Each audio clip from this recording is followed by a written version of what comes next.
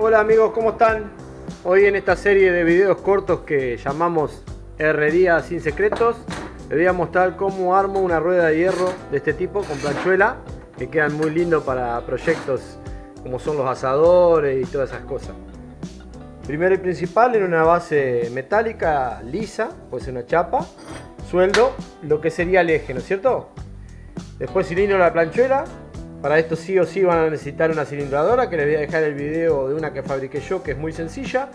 Cortan el centro de la llanta y después, bien centrado, miden con la cinta, centran lo mejor posible y cortan los rayos. Ahora les voy a mostrar cómo lo voy a ir armando. Si tienen que armar una, no justifica que se hagan un molde. Si van a armar mucho más de 2 o 3, pueden tomarse el tiempo a hacer un molde y le van a salir todas perfectas. Ahora van a ver cómo la voy armando para que lo puedan hacer ustedes en su taller.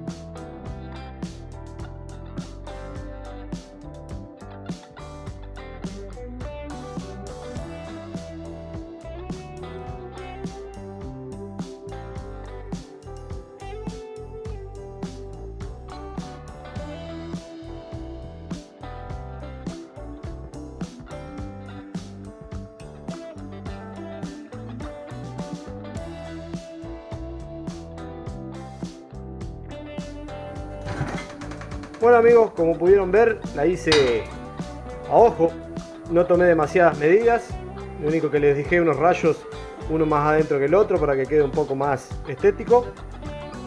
Les repito, si quieren hacerlo más prolijo, tienen que tomar más las medidas perfectas. Y bueno, pero para un proyecto de un asador, como por ejemplo que son estas ruedas, va a andar bárbaro. Espero que les sirva, cualquier consulta me la dejan en los comentarios. Seguimos sumando, no se olviden de participar del sorteo, entren en el video, compartan en sus redes, así se pueden ganar los premios. Nos vemos, gente.